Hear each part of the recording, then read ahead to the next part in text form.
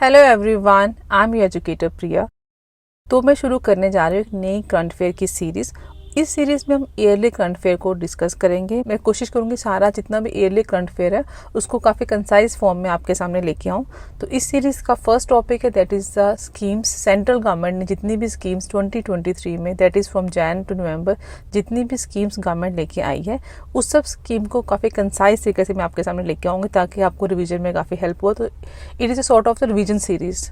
So let's get started. So first government scheme है that is PM Pranam. It is PM program for the restoration, awareness, nourishment and amelioration of Mother Earth. So ये एक ऐसी scheme है जिस scheme का main aim है restore और nourish करना मदर इंडिया को, कि जो अर्थ है उसकी फर्टिलिटी को फिर से रिस्टोर करना। और यहाँ पे स्ट्रेस दिया गया है balance use of fertilisers plus bio fertiliser और ऑर्गेनिक फर्टिलाइजर, कि हम फर्टिलाइजर्स का यूज काफी कम करें और उसके साथ हम यूज करें बायो फर्टिलाइजर्स और ऑर्गेनिक फर्टिलाइजर्स। सो इस स्कीम में क्या किया गया है, स्टेट्स को जो भी स्टेट्स अडॉप्ट करती हैं ऑल्टरनेटिव फर्टिलाइजर्स को उनको इंसेंटिव्स दिए जाएंगे। और ये जो है स्कीम है that is the ministry of chemicals and fertilisers की है।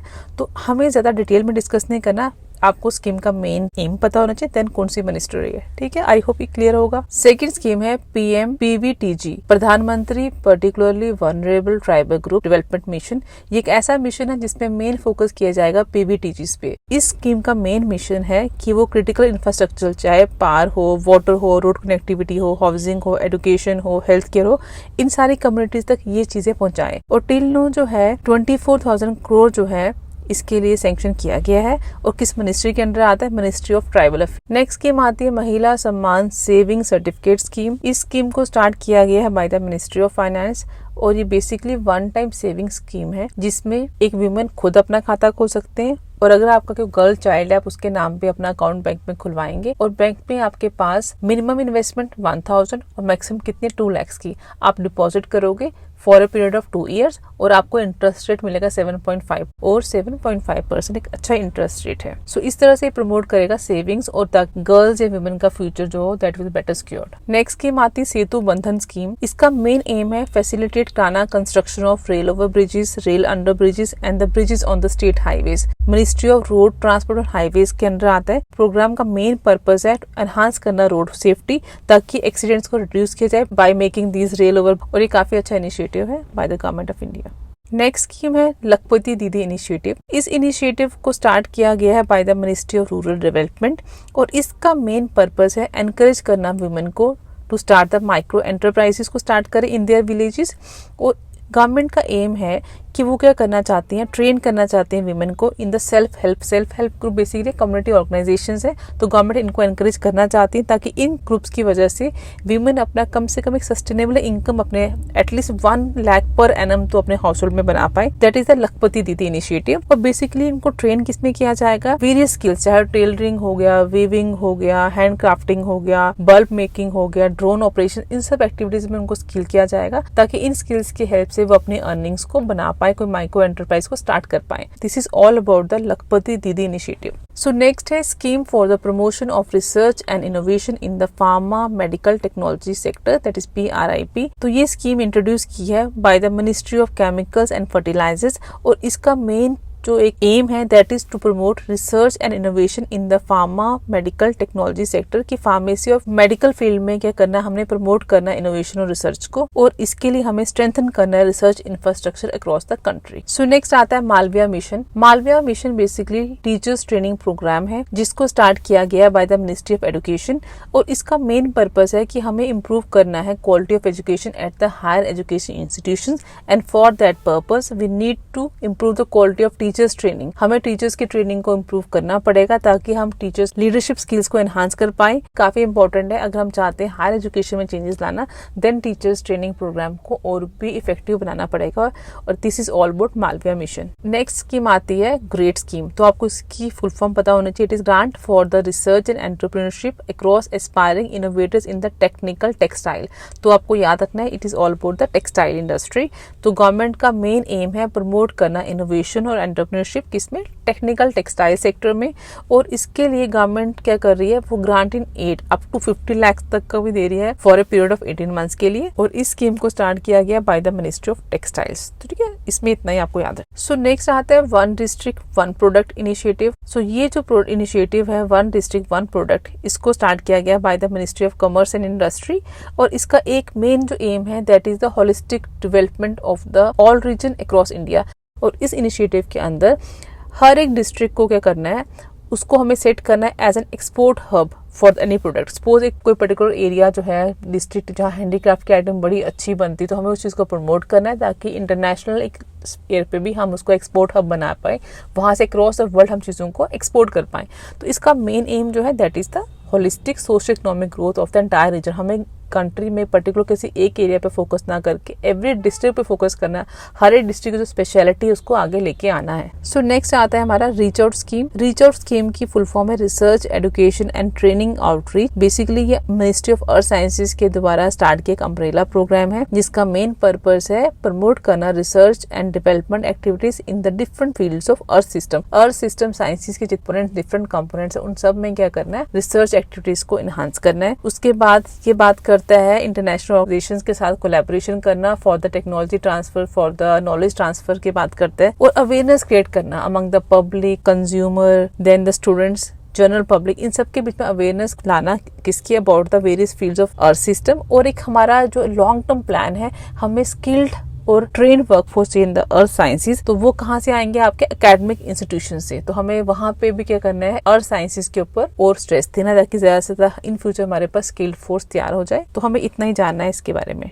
देन आता है हमारा one station one product scheme. One station one product scheme जो है ये प्रमोट करता है वोकल फॉर लोकल, और इनिशिएटिव लिया गया बाय द इंडियन रेल। और इसका मेन पर्पस है कि हमें हर एक रेलवे स्टेशन को एज ए प्रमोशनल हब बनाना है फॉर द लोकल प्रोडक्ट। उस एरिया का जो भी लोकल इंडिजिनस मैन्युफैक्चरिंग प्रोडक्ट है, अगर वो फेमस है तो हमें उसे प्रमोट करना। तो जैसे one district one product initiative था, similarly one station one product, ये स्पेशली किसका प्रोग्राम है, by the ministry of railways. Then आता है ऑपरेशन नन्हे फरिश्ते। तो ऑपरेशन नन्हे फरिश्ते जो है ये स्टार्ट किया गया है बाय द इंडियन रेलवेज, और रेलवे प्रोटेक्शन फोर्स इसमें इंपॉर्टेंट रोल प्ले करती है।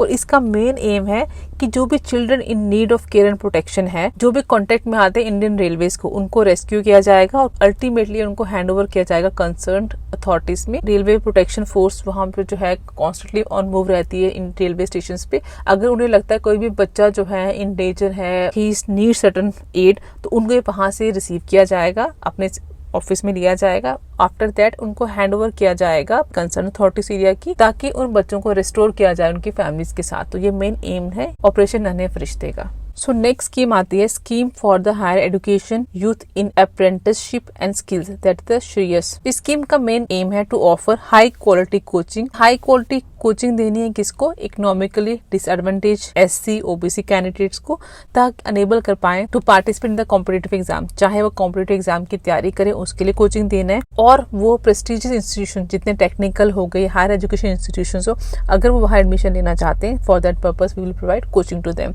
और ये मिनिस्ट्री ऑफ सोशल जस्टिस और एम्पावरमेंट के द्वारा स्टार्ट की गई स्कीम है। सो नेक्स्ट स्कीम है ग्रामोद्योग विकास योजना। इस योजना को स्टार्ट किया गया है by the union ministry of micro small and medium enterprises, और इसको इम्प्लीमेंट किया जाएगा by the khadi and the village industries commission. एक गांव में अगर कोई इंडस्ट्री, छोटी सी एक माइक्रो इंडस्ट्री ओपन हुई है, कोई अगरबत्ती बना रहे हैं, कोई पॉटरी का सामान बना रहे हैं, कोई खादी प्रोडक्ट्स बना रहे हैं, गवर्नमेंट का मेन एम है कि उनको क्या फैसिलिटीज प्रोवाइड करेंगे, उनको ट्रेनिंग प्रोवाइड करेंगे, उनको सोशल सिक्योरिटी देंगे कि वो चीज कर पाए, उनको ग्रांट्स देंगे, फंडिंग प्रोवाइड करेंगे, and apart from that marketing support, कि अगर उन्होंने का गुड्स बना दिया उसको मार्केटिंग सपोर्ट भी दिया जाएगा। सो नेक्स्ट है PM दक्ष योजना। PM दक्ष का मतलब है प्रधानमंत्री दक्षता और कुशलता संपन्न हितग्राही योजना। अब इसका मेन ऑब्जेक्टिव इसका ये योजना का है कि ये टारगेट करती है यूथ को।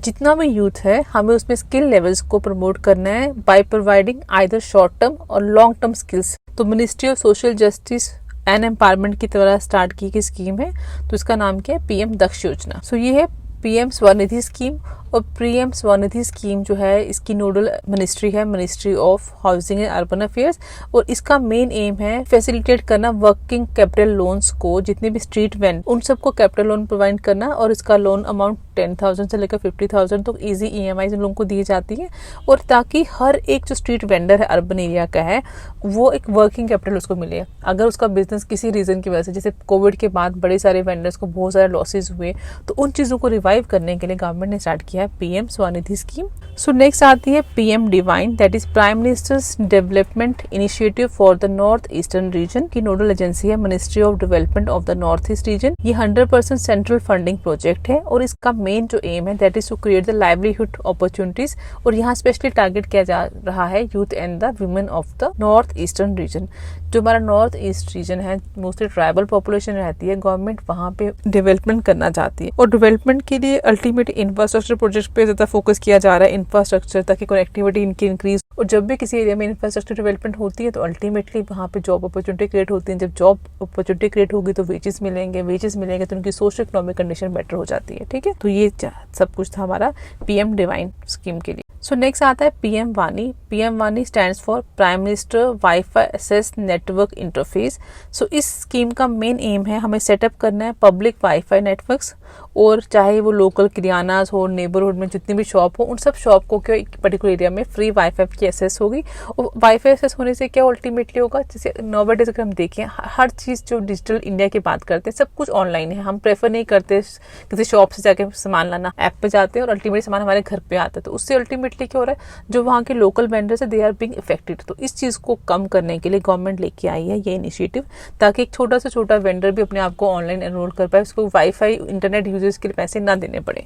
सो किसी तरह से ये मिशन क्या करेगा, स्ट्रेंथन करेगा हमारा डिजिटल इंडिया मिशन को, और अल्टीमेटली स्केल अप करेगा internet usage in the rural area. जो रूरल एरिया अर्बन एरिया से लैग बिहाइंड करते हैं in the use of the internet, तो वो चीज़ों को भी डिवाइड को खत्म करेगा। तो इस वीडियो में हम इतना ही करेंगे, और नेक्स्ट वीडियो में जो हमारी नेक्स्ट जो स्कीम्स रह गई हैं उसको हम डिस्कस करेंगे। तो इस वीडियो को रखते हैं यहीं तक। आई होप आपको आज की वीडियो अच्छी लगी होगी। अगर अच्छी लगे then do subscribe to the channel, keep watching the videos.